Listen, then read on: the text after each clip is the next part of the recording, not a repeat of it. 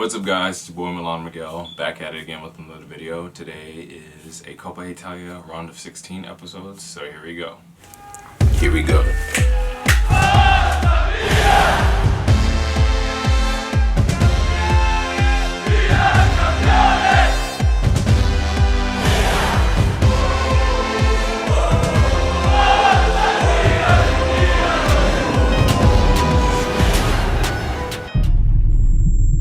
So we are back at it again with the Coppa Italia round of 16, and none other is our opponent than La Granata of Torino, which we just played and beat them in the Serie A.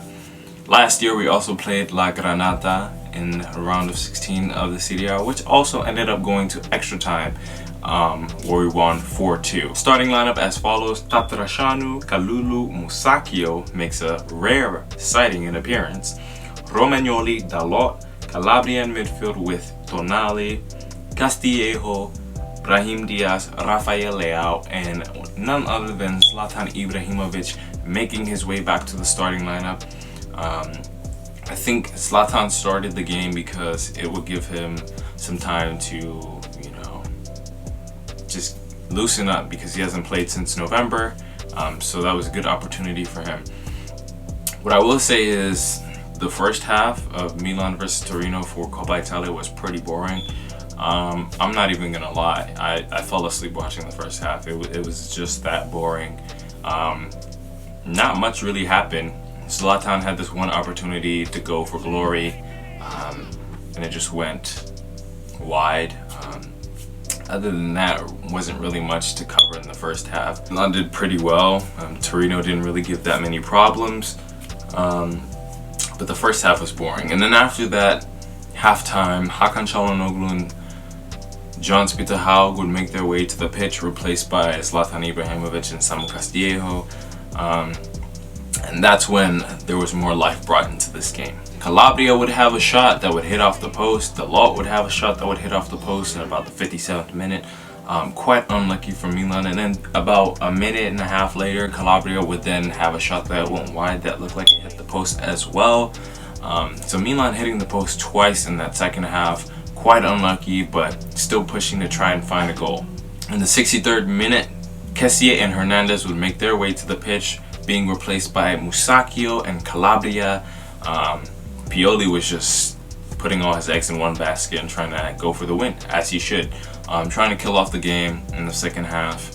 And there's a controversial call in about the 70th minute where Vanja Milinkovic had the ball at his feet. He's kind of daydreaming. Leao picked up on it. Leao got the steal.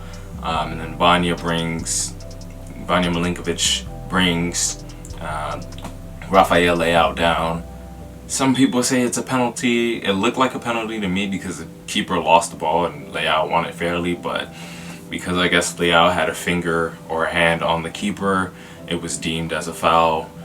So no penalty was given, which is kind of stupid. In the event of that, Antonio Donnarumma received a yellow card. Gigio Donnarumma received a red card. So Gigio cannot feature in the next Coppa Italia match, which would be between either Fiorentina or Inter, who play tomorrow, whoever wins that game.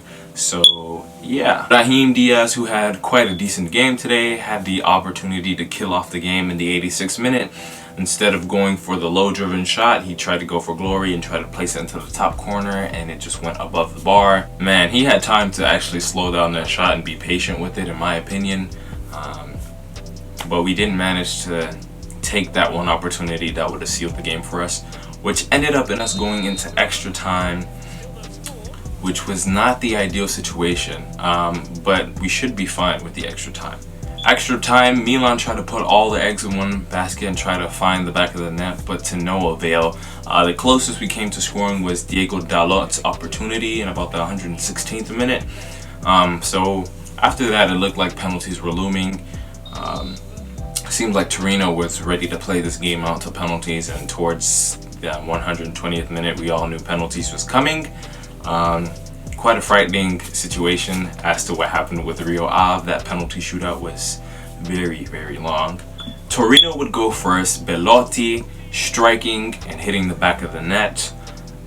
First taker for Milan was Kessie, Cool, calm, and collected. Ice cold Kessie from the spot. My Presidente. Bellissimo. Then after that, it was Lukic of Torino who ended up finding the back of the net, followed by none other than Theo Hernandez with a rocket of a strike. Then it was Lianco of Torino who found the back of the net. Tato Rossoneri almost saving Lianco's shot, but not close enough. Followed by Sandro Tonali, who with this penalty I think had something for the haters, because that was a beautiful, beautiful penalty. Then Rincon would step up, and this is how I knew Rincon was gonna miss this penalty. He did the Simone Zaza run up, which is a cursed run up, okay? Anytime Simone Zaza does that run up, he misses, okay? So Rincon did the Simone Zaza run up. It didn't end well for him, and Tatarashanu came to the save. And then the big man to seal it all, Hakan Çalhanoğlu, ice cold from the spot, no hesitation. Scores from the penalty spot. Milan advanced to the quarterfinals of the Coppa Italia. Really good game. Some things to highlight from this game. I think that Pierre Kalulu had a really, really nice game. He had some really good defensive plays that were amazing. It was nice to see him play the right back role and also play the center back role. He is one to keep. He's very talented. I think Sandro Tonali had a pretty good game. He had some really good defensive covers that he did, especially marking Belotti at one point, using his body, his awareness. He did really good in this game. As to say, I think Brahim Diaz also had a really good game. Unlucky not to score. Diego Dalot, pretty good in defense. Unlucky to score as well. Hernandez with the runs into the box trying to get something. Leao, I think Leao did pretty well today. I think Haug still needs to figure it out. He's struggling. I don't know. I think he's just having too much pressure on him or something. He's just struggling. He keeps trying to do the step over, and it's just not working. Cutting into the box with the step over, it's just not working anymore. I guess people have figured that out. It was nice to see Zlatan come back into the team. Really miss Rebic in this game. I really miss Ante Rebic, and hopefully he recovers soon and he can come back into the team. But nevertheless, Milan had 23 shots, 9 on target in this game. Well-deserved win. It sucked that we had to go to extra time and penalties to win this game. Cyprian Tatarashanu coming up big in the penalty shootout. Gianluigi Donnarumma with the suspension. Primavera player Olzer making his debut. He seemed pretty decent. He tried to take the shot for glory at one point. Didn't really work out. But I think a strong performance. Even though Milan weren't clinical and they didn't find the back of the net, they managed to get the job done. And that's really all that matters. We move to the quarterfinals. We have Cagliari coming up next. We have 6 days of rest, so everybody can rest and get their minds right, get their bodies right. And then back into it we go. But before we go, it's time for some transfer talk. Leo Duarte has officially left Milan on a loan to a Turkish club. As to Conti may leave the club to go to Fiorentina with a loan with obligation to buy. The parameters of that deal has yet to be finalized, but Conti has given the go-ahead to say yes to go to Fiorentina. If he does go to Fiorentina, I think it's a good move for him, and we wish him the best of luck. It just didn't really work out with Milan with the severe injuries that he had over his career. And it's tough to bounce back from those injuries, but hopefully Jack Bonaventura can lift him up and they can help Fiorentina to get into a better place in Serie A. As for Simakan has sustained an injury, but Milan has not pulled out of the Simakan race. They're still interested in him. They're hoping that because he's injured that the price that they want for Simakan will stand and they will get him. They're just basically waiting for Strasbourg to really figure out the finances of this deal and have it agreed, because I think Samakin does want to come to Milan. Additionally, Mate, we talked about him in the last episode. It looks like he has also given the yes to join Milan. The parameters of that deal needs to be finalized. That's probably going to be a loan with obligation to buy, or maybe even a dry loan. But we can probably say Mate would be a safe bet for Milan to invest in. I mean, he's 26 old. He has Serie A experience. He can help in double pivot. Why not? We don't need to always go for young players.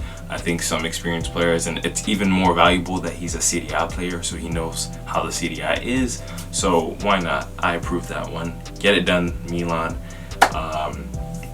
And then Fikayo Tomori from Chelsea has been grumbling around on the transfer rumors. Fabrizio Romano reported that Milan are interested in him. I think Tomori is a backup to Simakin if Simakin doesn't come in. You also have to think about Simakin being injured. He has to recover from his injury, then start training, and then get acclimated to the team. Whereas Tomori can come in on the loan and just get acclimated to the team and start training with the team right away. I am a fan for both of them. If we can get Simakin, I think we should get it done. If we can add Tomori on a dry loan, maybe a loan with the obligation to buy, why not? As for Musacchio, yes, he did play today, but I don't think he has a future at the club. I think he will leave the club in the summer on a free transfer to wherever he wants to go. I don't think Milan want anything to do with him. He did pretty well today. No complaints from me. But yeah, that's really how I really view this. But yeah, smash the like button, comment, subscribe, and yeah, the next game is against Cagliari. So hopefully we can go into Cagliari with Zlatan Ibrahimovic leading the line. Hopefully he scores a goal and we win and we continue this amazing run in Serie A. That's all I have for you guys. Forza Milan and peace.